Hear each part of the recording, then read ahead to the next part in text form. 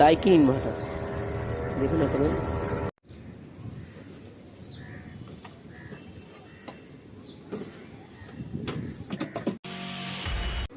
আজকে আমরা এসেছি ডাইকিন ইনভার্টার মেশিনের সার্ভিস করতে। হ্যাঁ, ঠিকই শুনেছেন, সার্ভিস করতে। কাস্টমার কল বুকিং করেছিল সার্ভিসের জন্য। যখন আমরা তার বাড়িতে এসেছি তখন সে সার্ভিসের জন্যই বারবার আমাদের বলছিল যে মেশিনটা শুধু সার্ভিস করে দিন, মেশিনটা বাকি সব ঠিক আছে। কিন্তু চালানোর পর থেকে আমাদের কেমন ডাউট হচ্ছিলো মেশিনটায়, যে মেশিনটা কিছুক্ষণ ঠান্ডা হচ্ছে, তারপরে আবার আগের মতো গরম হাওয়াই ফেলছে, আবার কিছুক্ষণ ঠান্ডা হচ্ছে, আবার গরম হাওয়া ফেলছে। তাই আমরা মেশিনটা বারবার চালিয়ে চেক করছিলাম, দেখছিলাম, কিন্তু কাস্টমার বারবার বলে যাচ্ছিলো না সার্ভিস করলে ঠিক হয়ে যাবে। তাই আমরা মেশিনটা খুলে দেখি যে মেশিনে নোংরা আছে। তাই যাই হোক, আমরা নোংরা যখন দেখতে পেয়েছি তাই আমরা মেশিনটা সার্ভিস করে দিচ্ছি। মেশিনে দেখুন ফিল্টার পুরো ব্লকেজ হয়ে রয়েছে, আবার স্পিডটা কম ছিল তার জন্য। তো আমরা মেশিনটা পুরোপুরিভাবে সার্ভিস করব, তার আগে মেশিনটা আমরা খুলে নেব। এটা ডাইকিনের ইনভার্টার এসি 1.5 টন। কাস্টমার যেহেতু বলছে সার্ভিসের প্রবলেম, সার্ভিস করলে ঠিক হয়ে যাবে, তাই আমরা সার্ভিসটাই আগে করব। মেশিন আমরা পুরোপুরি খুলে একবার তাও আবার চালিয়ে দেখে নিচ্ছি, কারণ আমাদের তো ডাউট হচ্ছে যে মেশিনটা কেন কিছুক্ষণ চলার পর আবার গরম হাওয়া ফেলছে। মেশিনটা যখন চলছে তখন ঠান্ডা ভালো হচ্ছে, আবার কিছুক্ষণ পর গরম হাওয়া ফেলছে। তাই গ্যাসের তো সমস্যা নয়, এটা গ্যাসের সমস্যা হলে এই প্রবলেমটা হবে না।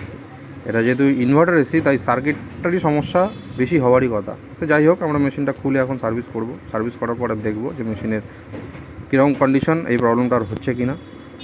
কারণ কাস্টমার বলছিলেন যে এই প্রবলেমটা নাকি তার আগেও হতো, তখন সার্ভিস করে দিলেই আবার ঠিক চলতো। আর যে টেকনিশিয়ান করেছিলেন তাকে এখন ফোনে পাচ্ছেন না, তাই আমাদের কাছে কল বুক করেছেন। সার্ভিস করছি আমরা, করে দেখুন। খুব বেশি ময়লা নেই, তাও ময়লা ছিল কিন্তু খুব বেশি পরিমাণে ময়লা ছিল না। আমরা ভালো করে ইনডোরটা সার্ভিস করে নিচ্ছি ফোম দিয়ে। সার্ভিস করে মেশিনটা চালিয়ে দেখব। সার্ভিস আমাদের হয়ে গেছে, মেশিনটা এখন আমরা চালিয়েছি, কিন্তু চালানোর পরে সেই সেম প্রবলেম। তাই এবার আমরা মেশিনের আউটডোরের কাছে চলে গেলাম, যেটা ছাদের ওপরে রাখা। আউটডোরে গিয়ে দেখি অবাক কাণ্ড, মেশিনের ফ্যানে একদম স্পিড নেই আউটডোরের। এইভাবেই নাকি তার চলতো, মেশিন নাকি ঠান্ডা হতো। আউটডোরের একদম ফ্যানের স্পিড নেই। তাই আমরা সার্কিটটা খুলে নিয়ে যেতে হচ্ছে রিপেয়ারের জন্য। ফাইনালি আমরা রিপেয়ার করে নিয়ে এসেছি 2 দিন বাদে। আমরা সার্কিট রিপেয়ার করেছি 2 দিন বাদে নিয়ে এসেছি। নিয়ে সার্কিটটা এখন আমরা মেশিনে ফিটিং করে দিচ্ছি। যেখান দিয়ে যা কানেকশান খুলেছিলাম প্রত্যেকটা ফিটিং করে দেবো আমরা। আমাদের সার্কিট ফিটিং করা কমপ্লিট হয়ে গেছে। মানে এটা একদম 3 তলার ছাদের ওপরে মেশিনটা রাখা।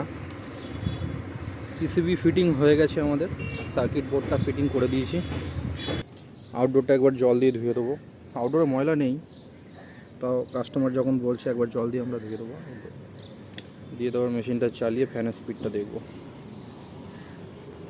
ছাদের ওপরে একদম মেশিনটা।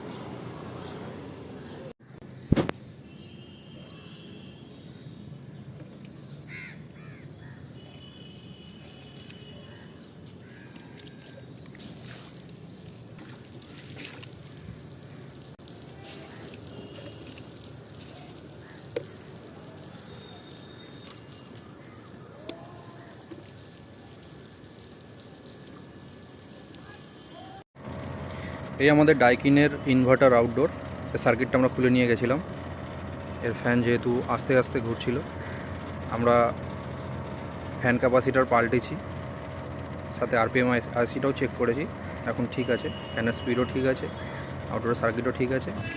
ফ্যানের স্পিডটা ঠিক ছিল না বলে বারবার কম্প্রেসার টিপ করেই প্রবলেমটা হচ্ছিলো। যাই হোক, আমরা যেহেতু এখন সার্কিট ঠিক করে দিয়েছি, তাই এখন মেশিন ঠিকঠাক চলছে, ঠান্ডাও ভালো হচ্ছে। এখন কাস্টমার স্যাটিসফাইড আমাদের সার্ভিসে, আমরাও স্যাটিসফাইড। এখন মেশিনটা ভালো ঠান্ডা হচ্ছে। ভিডিওটি ভালো লেগে থাকলে অবশ্যই লাইক অ্যান্ড শেয়ার করবেন।